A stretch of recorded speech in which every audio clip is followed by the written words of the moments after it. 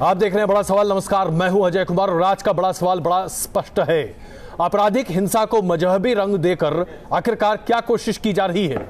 आपराधिक हिंसा को मजहबी रंग देने की कोशिश क्यों की जा रही है? यही है आज का हमारा बड़ा सवाल। इसके साथ साथ हम आपसे यह भी पूछना चाहते हैं कि नई सरकार पर अविश्वास फैलाने की कोशिश क्यों की जा रही है?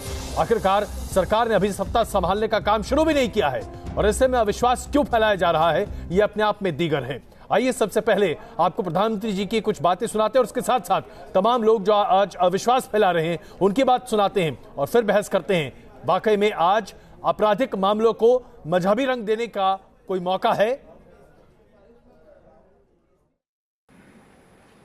दुर्भाग्य से देश की माइनॉरिटी को उस छल में, उस छलावे में ऐसा भ्रमित रखा गया है, उसको भयभीत रखा गया है। अच्छा होता उसकी शिक्षा की चिंता होती, अच्छा होता उसमें से सामाजिक सार्वजनिक जीवन के भिन्न भिन्न स्तर के लीडर पैदा होते। वोट बैंक की राजनीति में एक छलावा, एक काल्पनिक भय, एक काल्पनिक वातावरण और डर का माहौल पैदा कर करके उनको दूर भी रखा, दबा करके भी रखा और सिर्फ चुनाव में उपयोग करने का खेल चला कि हमें इस छल को भी छेद करना है। इतना आप अल्पसंख्यक कह रहे हैं कि ऐसा ना हो कि आपके वोट निकल जाए आपके पास से, क्योंकि माहौल तो पूरा आपने ही बनाया ना। प्रधानमंत्री कितने कॉन्ट्रोडिक्टरी बात करते रहेंगे? ये तो ओपन कॉन्ट्रोडिक्शन है। और अगर वो समझ रहे हैं कि इस तरह की बातचीत करने से कुछ वो मैसेज दे रहे, नहीं दे रहे मैसेज, वो एक्सपोज हो चुके हैं। बोलते एक हैं, करते एक हैं, तो ये तो कोई नई बात नहीं है। ओवैसी नफरत की खेती करते, ओवैसी का पूरा परिवार नफरत ही बोता है, इसलिए नफरत की खेती करना छोड़ दें। ये मोदी जी का राज है। मोदी जी अब अमन चैन शांति की राजनीति कर रहे हैं। ओवैसी ये जहर विष बबन करना छोड़ दें। ओवैसी जैसे कट्टरपंथी, नफरत फैलाने वाले, बांटने वाले, हिंसा पैदा करने वाले पराजित हुए हैं और मुसलमान समाज उनको धीरे धीरे आउटडेटेड करता जा रहा है। क्या वाकई में हमारे देश में एक बहुत बड़ा तबका है जो आज नफरत फैलाने की एक नई रणनीति पर आगे बढ़ता हुआ दिखाई दे रहा है? आइए चर्चा शुरू करते हैं। हमारे साथ प्रेम शुक्ला जी भारतीय जनता पार्टी से, विजय शंकर तिवारी जी वीएचपी से, मौलाना अब्दुल हमीद नोमानी साहब धर्मगुरु मौजूद हैं और कुछ ही देर में मुफ्ती मंजूर जियाई साहब, असीम वकार साहब एमआईएम से और विवेक विराट मुडगल जी हमारे साथ जुड़ेंगे। आप सबका स्वागत है। शुरुआत प्रेम शुक्ला जी मैं आपसे करूं। प्रधानमंत्री नरेंद्र मोदी ने स्पष्ट तौर से लोकसभा में अपने पहले संबोधन, लोकसभा नहीं माफ कीजिएगा, सेंट्रल हॉल में अपने संबोधन में स्पष्ट कहा कि आज समाज के सभी तबकों को एक साथ लेकर आगे बढ़ने की जरूरत है। सबका साथ सबका विकास ही नहीं, सबका साथ सबका विकास और सबका विश्वास भी अपने आप में मूल मंत्र है। फिर आखिरकार हमारे देश में आज ये कौन सी बयार है जहां कहीं टोपी पर विवाद होता है, कहीं गोली मारने पर विवाद होता है, कहीं अल्पसंख्यक होने पर विवाद हो रहा है?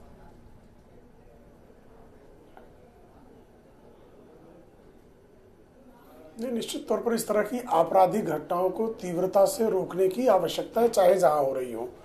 और यदि इस तरह की घटनाएं कहीं पर है तो उस घटनाओं के तह में जाने की आवश्यकता है कि सचमुच जो आरोप लगाए जा रहे हैं क्या आरोपों में दम है। पता लगा कि आपको हरियाणा में कुछ दिन पहले एक घटना हुई थी कि क्रिकेट खेलने के ऊपर से किसी एक परिवार पर हमला हुआ। कालांतर में ज्ञात हुआ कि वो कोई हिंदू मुस्लिम मामला नहीं था, बल्कि दोनों पक्षों ने समझौता कर लिया। लेकिन पूरे देश में विद्वेष का वातावरण फैलाने में उस एक घटना का कितना बड़ा योगदान है, इसमें किसी को बताने की आवश्यकता नहीं है। तो किसी भी घटना पर राष्ट्रीय स्तर पर टिप्पणी करने से पहले उस घटना की तह में जाना आवश्यक है। और कोई व्यक्ति यदि राजनीतिक धर्म के आधार पर कोई विद्वेष कर रहा है तो उसको दंडित करना राज्य का दायित्व है, चाहे घटना मध्य प्रदेश में हो, चाहे घटना हरियाणा में हो, चाहे घटना उत्तर प्रदेश में हो। और सारी घटनाओं के यदि लस्सी पीने पर लस्सी का कीमत मांगने पर कोई हत्या कर रहा है वो भी हत्यारा है, किसी को कोई नमाज से लौट रहा है और उसकी पिटाई की जा रही तो वो भी अपराधी है। तो अपराधियों से अपराधी के तौर पर बर्ताव करने के लिए यदि उसमें पुलिस किसी प्रकार की कोताही बरते, हरियाणा में जो घटना हुई यदि पुलिस कोताही बरते तो स्वाभाविक तौर पर राज्य उसमें दोषी है। मध्य प्रदेश में कोई घटना हो और पुलिस कोताही बरते तो उसमें राज्य दोषी है। लेकिन अब पता लगा कि कोई उसमें कार्रवाई हो रही है, फिर भी जो है एक आप वातावरण अविश्वास का फैलाने का प्रयास आप राजनीतिक स्कोर के लिए कर रहे हो, तो ये इस देश के लिए हित में नहीं है, संविधान के हित में नहीं, लोकतंत्र के हित में नहीं है, इसका विरोध होना चाहिए। नुमानी साहब, अब सवाल ये उठता है कि अभी तक इस तरह के आपराधिक मामलों की पुलिस की रिपोर्ट भी सामने नहीं आई है। उससे पहले ही जैसे कि मामला सामने आया उसके साथ ही कह दिया गया कि इस देश में अस्थिरता आ चुकी है, लोग जिंदा नहीं रह सकते, मारा जा रहा है। ये सब भय का माहौल क्यों बनाया जा रहा है? देखिए, ये देश जो है वो बहुत बड़ा है, या घटनाएं जो होती है वो बहुत जो है वो छोटी सतह पे होती है। तो इसको जो है वो जो है नेशनल इशू बना के और इसको फैला के बताना, इससे एक तरह जहां भय पैदा होता है वहीं जो है वो मामला जो है वो दूसरी दिशा में जो है चला जाता है। प्रेम शुक्ला जी ने सही कहा है कि अपराधी को अपराधी के रूप में जो है वो देखना चाहिए। अगर जो है वो किसी ने जो है धर्म के आधार पे, समुदाय के आधार पे नफरत और घृणा का वातावरण पैदा किया है तो वो एक मुद्दा जो है वो बिल्कुल अलग है। लेकिन यह है कि हर मामले को जो है धर्म से जोड़ के जो है या समुदाय से जोड़ के, जैसे हिंदू हिंदू में झगड़ा होता है, मुस्लिम मुस्लिम में झगड़ा होता है, तो जब मुस्लिम मुस्लिम में झगड़ा होता है तो उसको जो है घटना के रूप में देखा जाता है। लेकिन जब हिंदू मुस्लिम में लड़ाई हो जाती है उसी तरह जो है लस्सी पीने पे या जो है जूस पीने पे, जैसे मुसलमान मुसलमान में, तो उसको जो है वो जो गलत रंग जो दिया जाता है, ये जो तत्व बहुत महत्वपूर्ण बात आपने यहाँ कही। लेकिन वकार साहब, MIM ऐसा क्यों नहीं समझती? असदुद्दीन ओवैसी साहब के बयान को आपने सुना ही होगा, आप जानते ही आपके नेता हैं, हर तरह से विरोध हो रहा है उसका। आखिरकार इस देश में अविश्वास का माहौल क्यों फैलाया जा रहा है?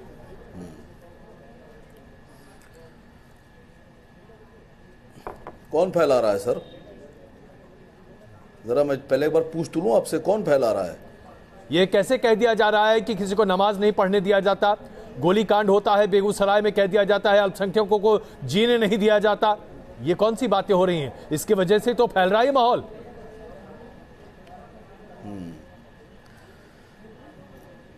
जी, अब सुन लीजिए सर जी।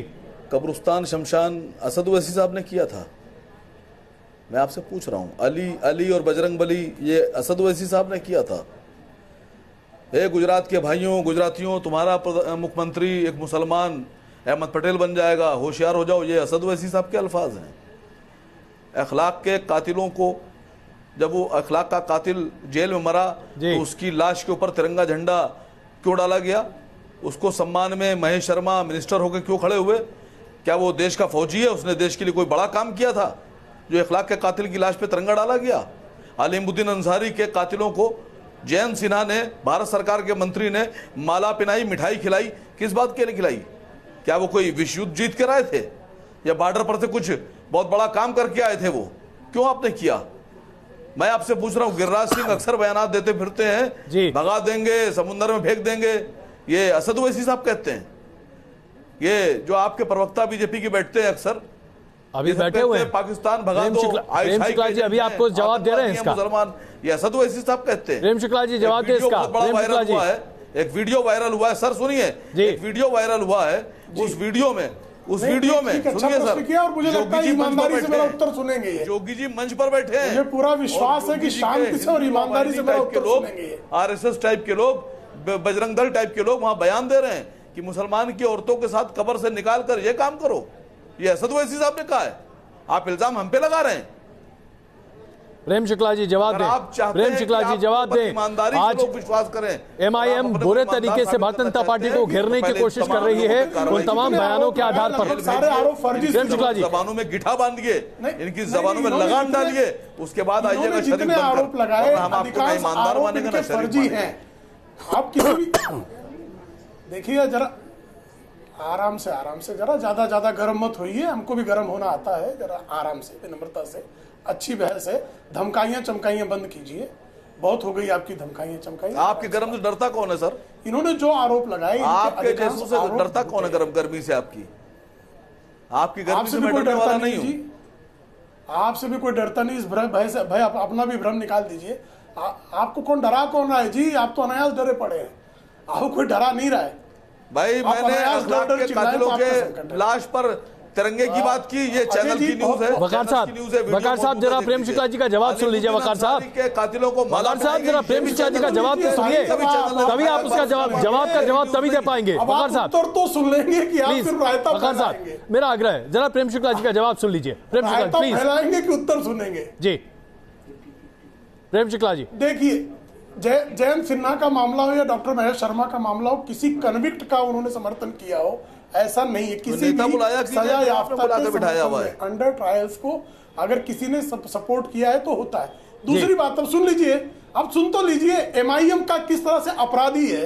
याकूब मेमन को सर्वोच्च न्यायालय ने आतंकवाद का अपराधी कहा, उसको एग्जीक्यूटिव ने कहा कि इसको बिल्कुल माफ नहीं किया जा सकता, राष्ट्रपति ने दया याचिका ठुकराई। उसके बाद एमआईएम के विधायक के नेतृत्व में बड़े पैमाने पर अल्लाह अकबर का नारा लगाना यह देशद्रोह है कि नहीं है? इसका उत्तर कृपा करके असदुद्दीन ओवैसी से लेके असीम वकार तक ने देना चाहिए। और भारतीय जनता पार्टी के किसी कार्यकर्ता ने, हमारे अनुसांगिक के किसी कार्यकर्ता ने सरदार सच्चेकाल का नारा लगा सकते हैं, सर्वोच्च लेकिन मुसलमान अल्लाह को नहीं कह सकता है। आप लगाम लगाएंगे हमारे ऊपर, लोगों की आप हमारे नारों पर पाबंदी लगाएंगे। मानो फिर बीच में चिल्ला रहे अजय जी है। अजय जी जरा इनको शांत कराइए। मैं पूरी कोशिश कर रहा हूँ, शांत कराइए। आपकी बातों का जवाब अपने हिसाब से दे रहे हैं। मानसिक रुग्णों की तरह ये व्यवहार कर रहे हैं।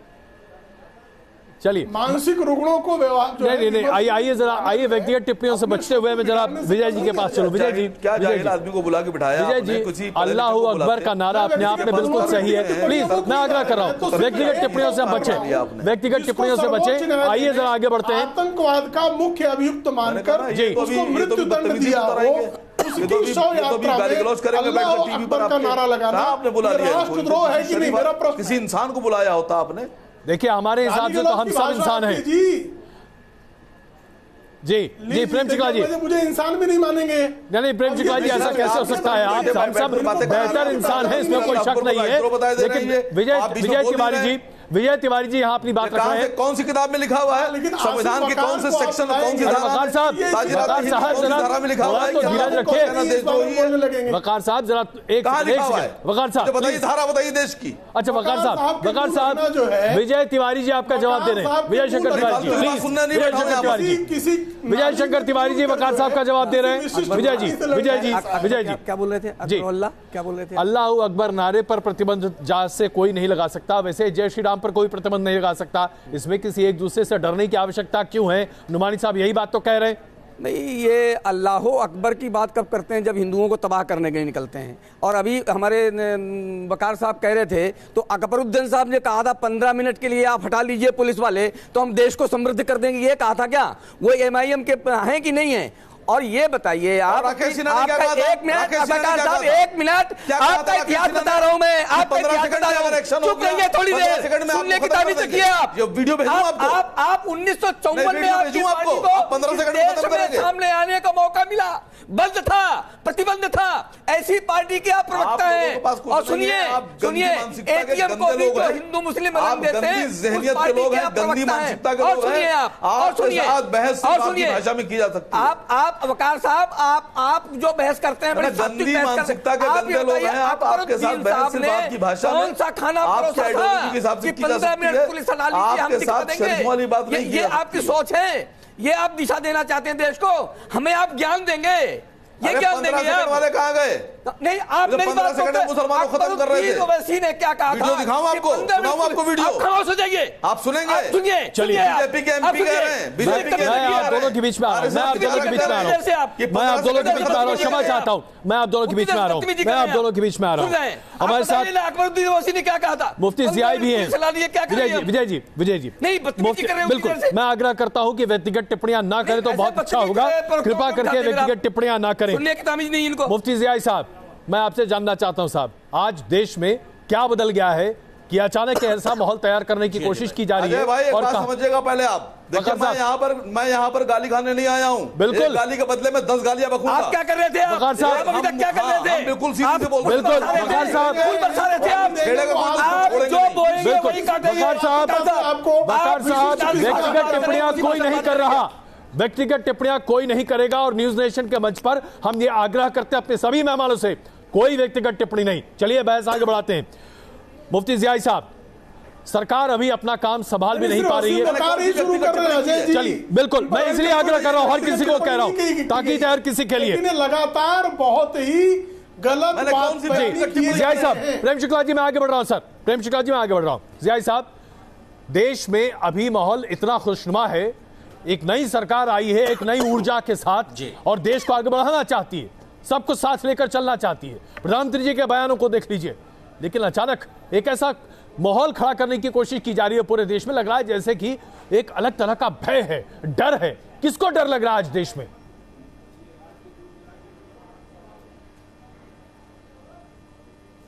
अजय कुमार जी, मैं आपको बताऊं कि डरने का मामला जो बनाया जा रहा है, कुछ लोग बनाने की कोशिश कर रहे हैं, लेकिन ये वो लोग नहीं है जिसके ऊपर आप तोहमत लगा रहे हैं। ये वो लोग हैं जो रोडों पर, रास्तों पर, रास्ते चलते हुए कासिम को गोलियां मार दे रहे हैं। ये वो लोग हैं जो रास्ते गुड़गांव के अंदर में टोपियां उतरवा जा रही है और जय श्री राम के नारे लगवाए जा रहे हैं। आखिर इनके ऊपर में कदगन क्यों नहीं लगाना चाहिए? आप भी कहेंगे, मैं भी कहूंगा, और मुझे लगता है कि जितने भी दोस्त हमारे बैठे हैं वो सभी कहेंगे कि इनके ऊपर कदगन लगना चाहिए। क्या पिछले 5 सालों में हम लोगों ने इसी चीज को नहीं देखा है? क्या हमने पहलू खान को इसी रास्ते में नहीं देखा? क्या हमने जुनैद को इसी रास्ते में नहीं चलता हुआ देखा? क्या बदला है? सरकार 5 साल में कुछ नहीं बदला, 5 साल में वही चीज होती आ रही है, वापस हो रही है। मुझे उम्मीद है कि आने वाले दिनों में ये कुछ कम होगा, लेकिन ये जिस तक आपराधिक मामलों को तभी कम होगा। मैं कहता हूं कि इतना बड़ा नेता आपके सामने एक बात कहना चाहता हूं, ये छोटी-छोटी आपराधिक मामले को हम सांप्रदायिक रंग क्यों दे रहे हैं? अभी तक पुलिस ने जांच भी नहीं की है, जांच तो पूरी हो जाए। देखिए वहां पर संपर्क, आपने बिल्कुल अजय भाई, आपकी बात बहुत अच्छी है। मैं आपको बताऊं कि सांप्रदायिक इसलिए है कि वहां पर यह कहा गया कि तुम मुसलमान हो इसलिए गोली खाओ, तुम मुसलमान हो इसलिए तुम पाकिस्तान चले जाओ, तुम्हारा यहां क्या काम है, तुम टोपी उतारो, टोपी पहन के चलने की जगह नहीं है। ये नारे तकबीर क्या, जय श्री राम सिर्फ बोलना पड़ेगा। ये ऐसी बातें करेंगे तो क्या ये सांप्रदायिक नहीं होगी? ये इसको आप स्पेशल गुनाह के अज़्म में नहीं ला सकते, बल्कि ये सिर्फ और सिर्फ मुसलमानों को टारगेट करने वाली बात है। इसलिए हम आवाज बुलंद करते हैं कि हमें टारगेट क्यों किया जा रहा है, क्यों हमारी टोपियां छीनी जा रही हैं, क्यों हमारा दीन छीना जा रहा है, क्यों हमारे ये नाम पूछ क्या ये वाकई में वास्तविकता है? मैं इस पर जरा भ्रमित इसलिए हूं क्योंकि इस तरह का दिख नहीं रहा है। 1-2 मामले यदा कदा आपराधिक मामले। विराट मुदगल जी, क्या आज हिंदू सड़कों पर निकलकर मुसलमानों को इस तरीके से धमका रहा है? हम ये कौन सी तस्वीर देश की दुनिया के सामने रख रहे हैं? विराट मुदगल जी देखिए अजय जी, जहां तक हिंदुओं की बात है, अगर हिंदुओं ने डराया होता जी, धमकाया होता, मारा होता, तो मुगल कभी भी इस देश पर राज नहीं कर पाते। हिंदुओं ने कभी भी किसी को डराया नहीं है, किसी को तोड़ने की कोशिश नहीं करी। और अभी यहां बैठे हुए वकार साहब कह रहे हैं ये गंदी मानसिकता वाले लोग हैं। गंदी मानसिकता वाले कौन लोग हैं? इस तरफ तो देश के प्रधानमंत्री के लिए वो चुने गए हैं, दूसरी तरफ एक मस्जिद से पत्र जारी हो जाता है कि अल्पसंख्यक डरा हुआ है। किससे डरा हुआ है? ये कौन सा अल्पसंख्यक समाज है जो डरता है? ये वो अल्पसंख्यक समाज है जो डरता है, जो अपनी गद्दी से डरा हुआ है। उसकी गद्दी निकल गई है, उसकी रोजी रोटी छिन गई है। कौन सी मानसिकता, कौन मानसिकता के खिलाफ बोलता है? वो लोग मानसिकता के खिलाफ बोलते हैं जो षड्यंत्र रच रहे हैं। और किसके प्रति षड्यंत्र रच रहे हैं? वकार साहब, एक सरकार सबका साथ, सबका सत्ता का विकास चाहती जाने का है और डर सबको विश्वास में लेकर आगे बढ़ना चाहती है। भ्रम फैलाया जा रहा है, प्रोपेगेंडा बढ़ा रहे हैं, प्रोपेगेंडा बना रहे हैं जिससे कि अधिक से अधिक लोग डर जाए, परंतु ये सभी जानते हैं कि कौन गंदी मानसिकता का है और कौन सही मानसिकता का है। अगर गंदी मानसिकता जयंत सिन्हा के माला पहनाने वाले अलीमुद्दीन की माला पहनाई गई मेजोरिटी से कहीं नहीं मोदी। आप सुनिए सर, बड़ी मजेदार बात। आज अगर मोदी जी इतनी अभी बेगूसराय में तो उसके एक आदमी फेरी वाला गरीब फेरी कर रहा था, उसको बुलाकर पूछा गया कि तुम्हारा नाम क्या है? उसने कहा मेरा नाम मोहम्मद कासिम है। और सिर्फ उसका नाम पूछकर ये कहकर कि तुम यहाँ क्या कर रहे हो, तुम पाकिस्तान भागो, और गोली मार दी गई। सर ऐसा हिंदुस्तान बना रहे हैं आप। वकार साहब, आप चाहते हैं वकार साहब मैं एक छोटा सा स्पष्टीकरण कर दूं। पाकिस्तान इस इलाके के सांसद गिरिराज सिंह हैं। वकार साहब एक मिनट, मुद्गल साहब प्लीज एक मिनट। जो आइडियोलॉजी है, मुद्गल साहब एक मिनट। ह्यूमैनिटी की बात, वकार साहब की बात कीजिए, वकार साहब मेरी बातचीत इलाके के सांसद गिरिराज सिंह से व्यक्तिगत तौर पर हुई है। अगर आप गंदगी की बात करेंगे, मुद्गल साहब, प्रोड्यूसर साहब मुद्गल साहब की आवाज से गोली की बात करेंगे, पाकिस्तान भेजने की बात करेंगे, वकार साहब मेरी बात सुनिए जरा, कत्ल करने की बात करेंगे। वकार साहब मेरी बात सुनिए कैसे मोहब्बत की जा वकार साहब सकती जरा है? मेरी बात सुनिए। आप ह्यूमैनिटी की बात कीजिए। वकार साहब मेरी बात सुनिए साहब। वकार साहब मेरी बात सुनिए, की बात कीजिए। आप अच्छे बनिए, देखिए सब आपसे प्यार वकार करेंगे। साहब मेरी बात नहीं सुनिए। बनिए, मैं अजय कुमार आपको कुछ कहना चाहता हूँ। मैं सिर्फ इतना आपको कहना चाहता हूँ कि गिरिराज सिंह जो वहां के सांसद हैं उनसे जब मेरी बातचीत हुई, इंसान बनकर सामने आएंगे। सुनिए साहब, जब आप वकार साहब इंसानियत की बात करेंगे तब आपके साथ हम जैसे लोग आएंगे। वकार साहब गिरिराज सिंह जो स्थानीय सांसद हैं उनसे मेरी बातचीत व्यक्तिगत हुई है। बीती रात उन्होंने मुझसे कहा कि ये महज आपराधिक मामला है, किसी ने नाम पूछकर नहीं कहा, और अगर ऐसा हुआ होगा तो वहां मैं प्रशासन ऊपर से नीचे तक हिलाकर रख दूंगा। राज्य में एनडीए की सरकार है। अब ऐसे में एक भरोसे का सांसद जब ये भरोसे की बात कहता है, हम उस पर यकीन ना करें। जिसके गोली मारी गई है उसका वीडियो भेजूं आपको? अजय कुमार जी आप तो बड़े पत्रकार हैं, आपको मथुरा याद है? जिसके गोली मारी गई उसका वीडियो भेजूं आपको? बिल्कुल, अगर आप पास वीडियो नहीं तो पत्रकार मेरे पास नहीं है। अगर आपके पास वीडियो है तो उसे जारी कीजिए। पुलिस के पास जांच होनी चाहिए इसकी। अगर आप पास वीडियो नहीं है, अगर आप पास वीडियो नहीं है, आप झूठ बोल रहे हैं। मेरे जैसे आम आदमी के पास वीडियो है, आपके पास वीडियो नहीं है, आप बता रहे हैं गिरिराज सिंह सच बोल रहे हैं, जिसके गोली मारी गई है। सरकार ने अभी अपना कामकाज शुरू भी नहीं किया है दूसरी पारी की, और ऐसा माहौल तैयार करने की कोशिश की जा रही है जैसे कि 5 साल में पूरा देश का बेड़ा गर्क हो चुका है। सांप्रदायिक हिंसा पूरे देश भर में है, जबकि एक भी सांप्रदायिक वारदात सामने नहीं आई है। इसके बावजूद ये डर का माहौल क्यों? देखिए हो क्या रहा है, चाहे वो छोटे स्तर पे हो, सांप्रदायिकता जो है वो दोनों में है, हिंदू मुस्लिम दोनों में है। लेकिन यह है कि अगर 5 आदमी में है तो उनको 5 ही आदमी तक आप रखिए। अगर आप उसको 100 तक ले जाएंगे तो वो बात बिगड़ जाएगी। अब जैसे गौतम गंभीर ने वो घटना की जो है निंदा की है, बिल्कुल, तो आप ये जो है इसको बीजेपी से जोड़ देंगे या आरएसएस से सबसे जोड़ेंगे, ये गलत है। ये तो जिस आदमी ने ये किया है, जिस स्तर पे है, तो उसको जो है आपको जो है ये देखना है कि सांप्रदायिकतावादी कौन है और हिंदू कौन है। सांप्रदायिकतावादी को हिंदू कह देना या मुसलमान कह देना, ये जो है ना एक छोटे आदमी को जो है, गोंडे को आप जो है वो बेहतर रूप दे रहे हैं और उसको बड़ा बना के जो पेश कर रहे हैं, ये खतरनाक चीज है। बिल्कुल जियाई साहब, अब यही सवाल मैं आपके सामने रखता हूं। आपको इस बात की सनद तो रही और इस बात की चर्चा देश भर में है कि एक मुसलमान से उसकी टोपी हटाने के लिए कही गई बात, लेकिन गौतम गंभीर जो कि चुने हुए सांसद हैं, जिन्होंने स्पष्ट तौर से कहा कि उसकी पूरी जांच होनी चाहिए, और प्रधानमंत्री जी ने कहा है कि देश में कहीं सांप्रदायिक माहौल नहीं होना चाहिए, इसके बारे में जिक्र नहीं होता। ऐसा क्यों? यह भरोसा क्यों नहीं होता आपको? नहीं अजय भाई मैं आपको बताऊं कि भरोसा होता है। गौतम गंभीर पर भी भरोसा है और देश के उस तमाम चुने हुए तमाम एमपीज पर भरोसा है। हमें उस मसला वो नहीं है, मसला इस बात का है कि वो कथाकथित वो लोग जो लोग अपने आप को ये समझते हैं कि हम ही हम हैं और हम ही हम बने रहेंगे, उन लोगों के लिए क्या उनके ऊपर में मिस्टर मोदी जी उस पर कदगन नहीं लगा सकते? क्या उन्हें रोक नहीं सकते? वो लोग जो पाकिस्तान भेजने की बात करते हैं, वो सांसद जिनके ऊपर में हजारों केसेस बने हुए हैं, वो लोग जो मुसलमानों के बारे में अंदर बातें करते हैं, क्या उन लोगों के खिलाफ कार्रवाई कब होगी? पिछले 5 सालों में भी आपने देखा अजय भाई कि किस तरह बातें की गई, मुसलमानों को प्रेम शुक्ला जी इसका जवाब दे रहे हैं। मुसलमानों प्रेम शुक्ला जी से मिटाने की बातें की गई। क्या प्रधानमंत्री जी ने कहीं कोई कोताही छोड़ी है? क्या प्रधानमंत्री जी ने हर मंच पर ऐसी बातें नहीं कही हैं? प्रेम शुक्ला जी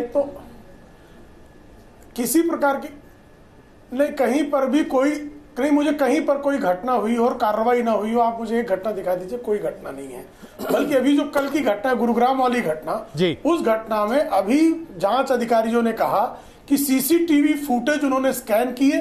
सीसीटीवी फुटेज से बहुत स्पष्ट हुआ कि उस युवक की बरकत अली की न किसी ने टोपी उतारी, न किसी ने उस पर धार्मिक टिप्पणी की। ये वहां के प्रत्यक्षदर्शियों और सीसीटीवी के आधार पर जांच अधिकारी का कहना है। अब बताइए, इस पर तो ओवैसी जी को माफी मांगनी चाहिए कि उन्होंने जो है जिस चीज को, एक उदाहरण आपको और देता हूं। 2015 जीआई साहब मुंबई में रहते हैं। मुंबई में एक घटना हुई 2015 में, पुलिस वालों पर एक आरोप लगाया गया कि 2 मुस्लिम युवकों को पुलिस वालों ने पीटा और उनको पाकिस्तान चले जाने के लिए कहा। जब वहां की सीसीटीवी फुटेज निकाली गई, प्रत्यक्षदर्शियों से पूछा गया, तो पता लगा कि दोनों लड़के बांद्रा कुर्ला कॉम्प्लेक्स में, और जो रास्ता सीलिंग से बांद्रा कुर्ला कॉम्प्लेक्स जाता है, वहां मोटरसाइकिल की रेसिंग कर रहे थे।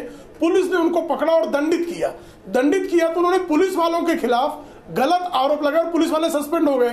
और इसी तरह की घटनाएं एक दो नहीं, अभी आप देखिए सुरेंद्र सिंह की हत्या हुई है अमेठी में, हत्यारे का नाम नसीम और वसीम है। क्या भारतीय जनता पार्टी ने इसके लिए किसी कौम को दोषी कहा, बल्कि राजनीतिक रंजिश माना। अब इसी घटना को यदि कोई रंग देना हो, मान लीजिए असीम वकार बैठे हो या असदुद्दीन ओवैसी बैठे हो, तो इस घटना को हिंदू मुस्लिम रंग दे देंगे। वकार साहब, तो हिंदू मुस्लिम रंग देकर आपराधिक घटनाओं को आप हिंदू मुसलमान के नजरिए से, चश्मे से क्यों देखते हैं? क्यों आप चश्मा लगाए हुए हैं? चश्मा उतारिए ना साहब। मैं कब देख रहा हूं सर? मैंने तो आपसे एक बात ये पूछी, कि अगर अखलाक के कातिल के लाश पर तिरंगा डाला गया, उसको मंत्री ने सलामी दी, तो क्या वजह थी? उसने कौन सा ऐसा देश के हित में बड़ा काम कर दिया था? कौन सा उसने जाकर बॉर्डर पर जंग जीत ली थी जो आपने तिरंगा फैलाया? आप इसका नहीं, अभी तो इसका जवाब दीजिए ना, जो गुरुग्राम की बात है। भारत सरकार के मिनिस्टर ने माला पहनाई, किस बात की माला पहनाई आपने? आप मुझे बताइए तो मैं जानना चाहता हूँ। अगर आपकी बात जायज होगी, बड़ा काम किया था, सजा हो गई ना, लड़कर आए थे, वापस आए थे, जीवन कारावास की सजा हो गई। सर किस बात की माला पहना रहे हैं आप? वकार साहब, आपको मैंने एक वीडियो भेजा है, वकार साहब आपके व्हाट्सएप पर मैंने एक वीडियो भेजा है। चलिए मैं उसको देखता हूँ, ये वीडियो भेज दीजिएगा आप। मैं बिल्कुल देखता हूँ इसको, लेकिन अभी जरा नुमानी साहब की बात सुन लिए। जयंत सिन्हा ने जिन लोगों को माला पहनाई थी, उन सबको कोर्ट ने आजीवन कारावास दिया। उस पर चर्चा क्यों नहीं करते आप वकार साहब? और फिर आप हमसे उम्मीद करते हैं कि हम आपके साथ खड़े हो जाएं। कैसे खड़े हो जाएंगे? क्यों नहीं खड़े होंगे साहब? देश के साथ खड़ा होना हर हिंदुस्तानी नागरिक का फर्ज है। देखिए, अब आप ये समझ लीजिए, आप मुसलमानों की बात कर रहे हैं। कठुआ में सुनिए सर, कठुआ में एक बच्ची के साथ बलात्कार हुआ। वकार साहब जरा इसका जवाब तो दीजिए ना। वहाँ बीजेपी के लोग तिरंगा यात्रा नहीं, देखिए कठुआ की बात आप मुद्दे से मुद्दे जंप कर रहे हैं। वकार साहब मुसलमान ने, अभी आपने कहा, अभी आपने जयंत सिन्हा के माला पहनाने की बात कही, नुमानी साहब कह रहे हैं कोर्ट ने उन सबों को आजीवन कारावास दिया। आप उसकी बात क्यों नहीं करते? बेहतर लोग हैं, कोर्ट ने आजीवन कारावास दिया, उसकी बात क्यों नहीं करते? वकार साहब के साथ खड़े हैं, नहीं सुनेंगे आप उस पर, क्योंकि ये बात नहीं सुनना चाहते आप कानूनी प्रक्रिया पर बात नहीं करना चाहते। अभी गुरुग्राम के मुद्दे पर वकार साहब सुनिए, आप वकार साहब सुनना पड़ेगा आपको। वकार साहब, गुरुग्राम के मुद्दे पर अभी प्रेम शुक्ला ने स्पष्ट तौर से कहा कि साबित हो गया है पुलिस की कार्रवाई में कि किसी ने उस नौजवान की टोपी नहीं हटाई। आप इस पर चर्चा क्यों नहीं करना चाहते? आप क्यों इस बात पर लगे हुए हैं कि उस नौजवान ने क्या कहा? वो झूठ भी तो बोल सकता है सर। साबित तो अब सुनिए सर, अब आप मुझे टोक देंगे, फिर मुझे बोलने नहीं देंगे। बिल्कुल बोलिए ना। हिंदुस्तान में एक वीडियो वायरल है, यूट्यूब पे एक बहुत वीडियो करोड़ों आदमियों ने देखा है। बाबू बजरंगी का कन्फेशन है सर। बाबू बजरंगी का एक स्टिंग ऑपरेशन बताया मैंने कैसे किया, देखिए डीजल लाया, किसने पेट्रोल दिया, अरे किसको बताकर किया, जो पहले से जेल में उसके बारे में क्या चर्चा की जा सकती है? सर उसके बाद में आप क्या कहेंगे? वकार साहब, जो पहले से जेल में उसके बारे में क्या चर्चा करें? प्रेम शुक्ला जी जवाब दीजिए आप जरा। उनको बचाने के लिए कौन आया है? कोई आया नहीं ना सामने बचाने के लिए। क्यों? जब उसने नाम लिया तो उस पर जांच क्यों नहीं कर रहे हैं? बजरंगी को दंड मिला, नाम लिया है, लेकिन असदुद्दीन ओवैसी को क्या दंड दिया जाए? जो याकूब मेमन जैसे हत्यारे आतंकवादी के समर्थन में बयान देता है, बताइए ना, याकूब मेमन के जैसे आतंकवादी, देशद्रोही, हत्यारे के समर्थन में अल्लाह अकबर का नारा लगाने वाले MIM के विधायक के खिलाफ क्या कार्रवाई होनी चाहिए? आप ही बताइए असीम वकार, जरा असीम वकार कृपा करके बताइए ना। चलिए वकार साहब, मैं जरा डिस्कशन को थोड़ा आगे लेकर चलता हूं। देशद्रोही पाकिस्तान परस्त के समर्थन में नारेबाजी करने वाले MIM के विधायक के खिलाफ क्या कार्रवाई उचित होगी? बिल्कुल विजय जी प्लीज। जी विजय जी। अजय जी, ये बात कहां से प्रारंभ हुई जी? इसको अगर गहराई समझ लेंगे तो इनकी पीड़ा समझ में आएगी। एक मिनट वकार साहब, आपकी पीड़ा हमें समझ में आती है। माननीय, अरे मोदी जी ने कहा, अरे सुनिए, आप तो आरोप लगाते हैं और भाग जाते हैं। आपके विषय में हैदराबाद में सबको पता है। अच्छा वकार साहब जरा विजय जी बात सुनिए। हमें पता है आप बहुत बड़े गुंडे हैं, हमें पता है आप बहुत बड़े गुंडे हैं, लेकिन हम डरने वाले नहीं हैं, हम डरने वाले नहीं हैं। हमें पता है, देश को पता है, हमको पता है बहुत बड़े गुंडे हैं, लेकिन हमें मत डराइए। हैदराबाद में लोगों को डराइए, हमें डराने की हिमाकत करने की कोशिश मत करिए। विषय क्या है अजय जी? जब प्रधानमंत्री जी ने कहा सबका साथ सबका विकास, सबका विश्वास। जब सबका विश्वास कहा तो इनकी जमीन खिसकने लगी। इनको लगा सबका अगर विश्वास इनके ऊपर आ गया तो हम क्या करेंगे, और जब हम क्या करेंगे तो असीम वकार साहब बाहर निकल के आ गए। अरे सुनिए तो सुन लीजिए, अगर विश्वास नहीं किया होता तो 352 नहीं होते, अगर विश्वास नहीं किया होता तो 352 नहीं होंगे। अरे सुन तो लीजिए, आपके टीवी के भाषणों से जनता प्रभावित नहीं होती, जनता प्रभावित होती है जनता के बीच रहने से, जनता के बीच काम करने से। आप अगर हमें गुंडा कह देते हैं तो जनता हमें जानती है। वकार साहब, मैं मजम्मत करता हूं आपके इस तरह की भाषा की, सुन तो लीजिए, मैं मजम्मत करता हूं आपके इस तरह की भाषा की। इंसानियत का दुश्मन इस पैनल पर बैठा एक व्यक्ति नहीं हो सकता। मैं क्षमा चाहता हूं, लेकिन इस तरह के शब्दों का उपयोग न्यूज नेशन के मंच पर उपयुक्त नहीं है। देखो, इंसानियत का दुश्मन कौन है वकार साहब, ये जनता को पता है। इसलिए आप इकट्ठे एक ही ग्रुप में जाकर, एक ही कोने में जहां गुंडागर्दी करते हैं वहीं जीत करके आते हैं। देश की सारी जनता ने आपको बिल्कुल डिस्काउंट कर दिया है। आइए जरा थोड़ा आगे बढ़ते हैं। विराट साहब, ये बताइए कि क्या वाकई में जहां इतने प्रचंड बहुमत के साथ एक नई सरकार आती है, एक नई ऊर्जा, एक नई उमंग के साथ देश में काम करने की एक नई दौड़ है, इस दौड़ को अगर हम बाधित करते हैं तो क्या हम देश के साथ खड़े हैं या दरअसल देश के विकास के रास्ते में बाधाएं खड़ी कर रहे हैं? देखिए अजय जी, ऐसे लोग देश के साथ नहीं खड़े, ऐसे लोग देश से गद्दारी करते हैं। ऐसे लोग देश के गद्दार हैं जो गंदी मानसिकता रखते हैं, जो सिर्फ अपना स्वार्थ चाहते हैं, अपनी स्वार्थ की पूर्ति चाहते हैं, और उनकी स्वार्थ की पूर्ति नहीं होगी क्योंकि इस सरकार को सबका विश्वास प्राप्त है। सबके विश्वास के वजह से ये सरकार 352 सीटें लाई है, और जिसकी गंदी मानसिकता है उनको तो किसी ने पूछा भी नहीं है। जिनके और ऐसी गंदी मानसिकता के लोग सिर्फ देश से गद्दारी करते हैं, उसके बरक्स बोलने पर आपको गद्दारी दिखाई दे रही है। जो नहीं चाहते कि उनके समाज का विकास हो, क्योंकि उनके समाज का विकास अगर हो गया तो उनकी गद्दी छिन जाएगी। महाराज, हर एक शख्स चाहता है देश का विकास, उनकी नेतागिरी, लेकिन जुल्म का विकास नहीं चाहते ना साहब।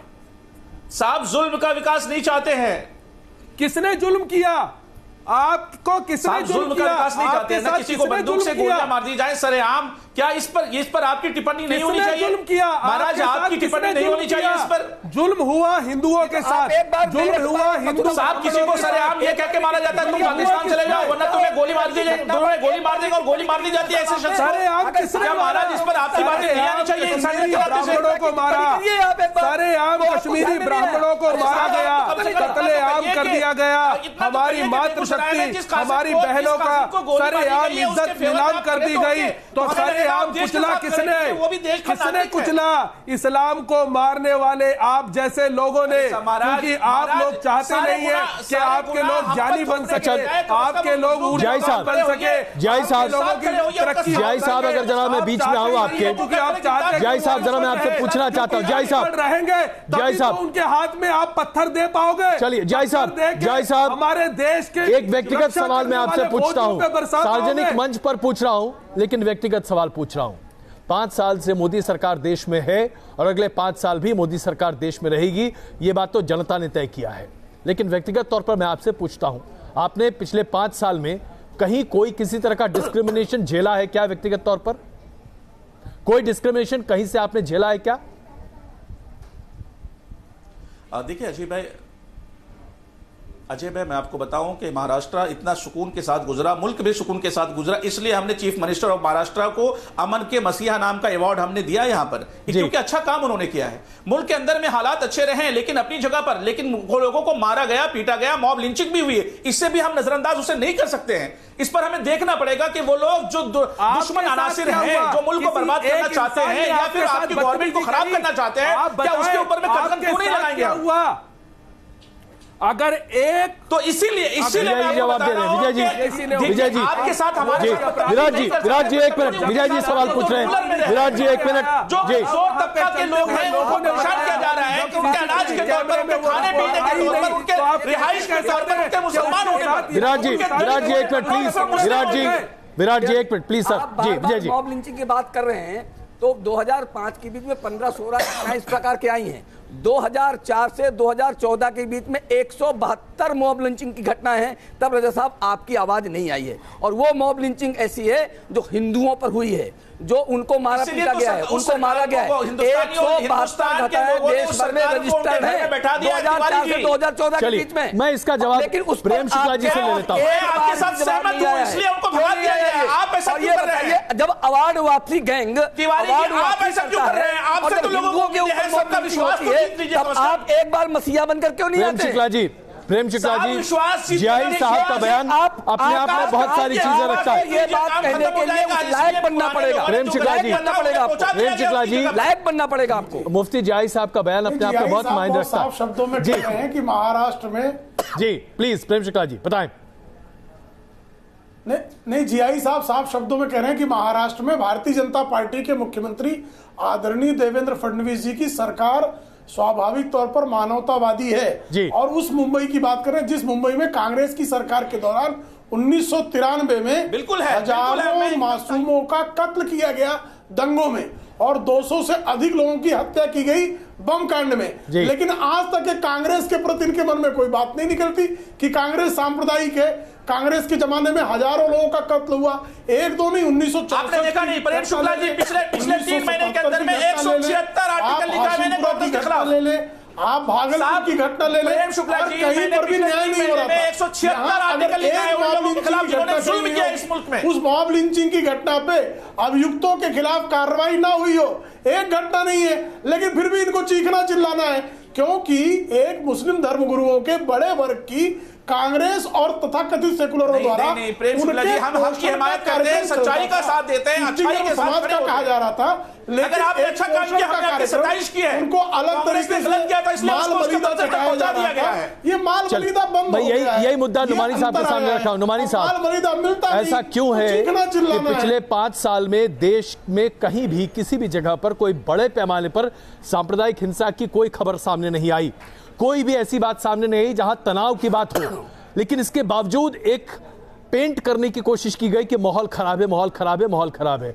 क्या वाकई में माहौल इतना खराब रहा? देखिए, मैं यही कह रहा हूं कि देश बहुत बड़ा है और ये घटनाएं जो हुई है वो बहुत जो है वो छोटे स्तर पे हुई है। इसको बढ़ा के बताया गया और लोगों ने सच बोलने की कोशिश नहीं की है। देखिए, होता यह है कि अगर कहीं पे घटना हुई है, हत्या की घटना हुई है, मॉब लिंचिंग हुई है, अगर कार्रवाई नहीं होती है तब वो सवाल खड़ा होता है।